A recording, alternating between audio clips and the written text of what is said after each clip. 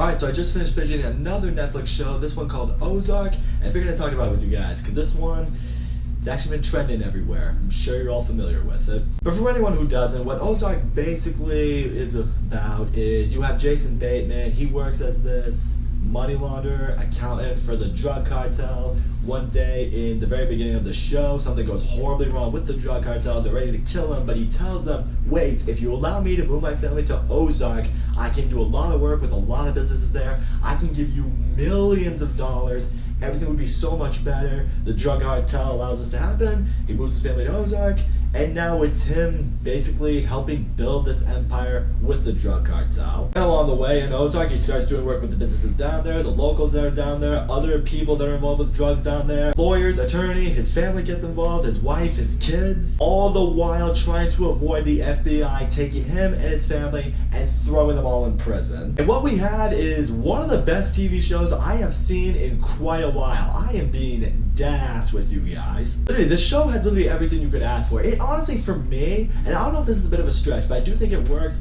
it has a bit of a Breaking Bad vibe to it. I'll explain what I mean by that as this review goes along, but first of all, I gotta talk about the performances, because the performances in the show, they're all great. Jason Bateman, this is by far and away the best I have ever seen him, and I've seen him in a lot of things, and I will also say, it's kind of like with Bryan Cranston. You know how before Breaking Bad, Bryan Cranston was more of a comedic actor? He was in Malcolm in the Middle, he was in a few comedy movies here and there, and then he started doing Breaking Bad, and you were like, oh shit, this dude has range. This dude can really deliver a great dramatic performance. Jason Bateman is kind of in the same group as that. You know, I've seen him in Horrible Bosses, I've seen him in a lot of comedies. He's been really good in comedies. I think he is funny as hell. But no, Ozark is a very serious drama, and he really kills it at that. And similar to the character of Walter White, you know, you see it in Jason Bateman's character. He's really smart, he knows a lot about money, and he is a great talker. And when I say he's a great talker, I mean when shit's about to hit the fan, when his life might be on the line, when someone else's life might be on the line, and it's like, alright, you better come up with something to say in the next 10 seconds that's gonna save your life, your family's life,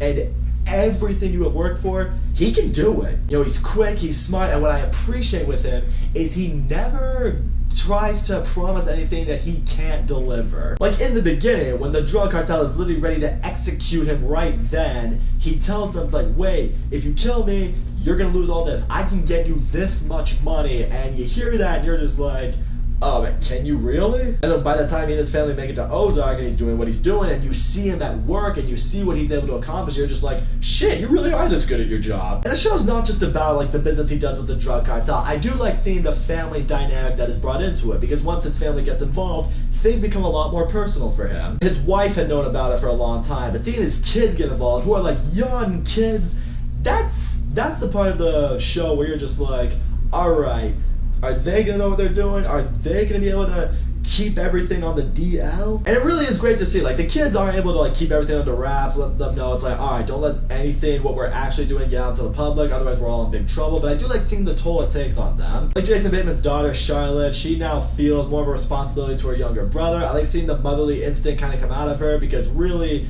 their parents can't really be parents right now. They're trying to make money to set them up for the rest of their lives. But you do like seeing her frustration. Like, she's like, this isn't a family anymore, this is a business, and we're just all partners in the whole thing. Like, you totally get what she's thinking. I mean, she's a teenager. She wants to go home. She wants to spend time with her friends. She wants to go to school. She doesn't want to be involved in a drug cartel business. The little brother, Jonah, at the same time, I really like seeing his progression as the show goes on. In the first season, he's, you know, this really shy, timid, doesn't really talk much. You don't really know much about him in the first season. I mean, he develops a connection with the guy that's living in their house, but that's really it. By the third season, though, you see him developing a confidence to himself. He will stand up to people who are giving him shit. He's prepared to literally put his own life on the line if it means helping the family. I'm really excited to see how he progresses in the future. I think it's going to be great. But yeah, can I gush about Julia Garner as Ruth? Good, because I'm going to gush about Julia Garner as Ruth because, oh my god. Similar to Breaking Bad, she has a very Jesse Pinkman vibe to her. When you first meet this girl, she's just this punk teenager,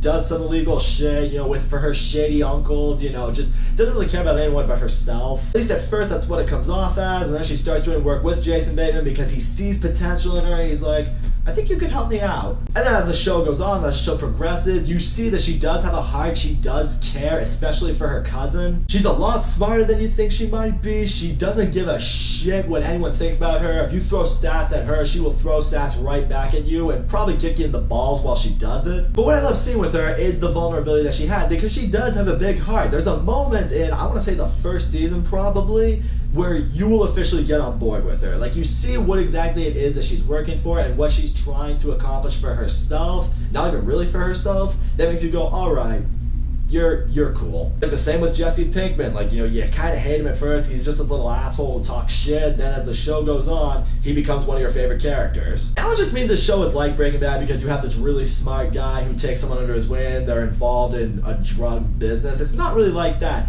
The show is just, it has a great story and it's very well written. The writing of the show is great. It keeps you engaged solely with the dialogue between characters, the way they talk to each other, where you discover some people's motives are. But more than that, the best part of this show is you never really do see where anything's gonna go. I mean, the best part, you could be watching with your friends, your significant other, or whoever, and you're all, after every episode, gonna be theorizing with yourselves like, okay, this is gonna happen with this character, or this is where the story's gonna go, here's how it's gonna unfold. And honestly, you're probably never gonna be right. I never at any point felt like I could see where the show was gonna go. I mean, I thought I did. I thought like certain characters would do certain things, or I thought the story would take a different route. And I was almost always wrong. And what I love though is the direction the show takes, it is the right direction. It's not like with movies or TV shows that you watch and you're like, oh, I think it's gonna go this way, and then it goes a completely different way, and you're just like, my way would have worked so much better. No, in this one you're just like, yep, the people at Ozark, they know what they're doing, you guys do your thing and we'll sit back and enjoy. I swear to you guys, the ending of season 3, you've probably heard people gushing about it all over Twitter, but it's the kind of ending that just blows your mind and you're just like, what the fuck did I just see? In fact, my girlfriend decided while we were watching the season finale, because she had actually watched it before I did, she decided, you know what, I'm gonna pull out my phone and I'm gonna record your reaction. So here's how it went down with me. Enjoy it. What the fuck?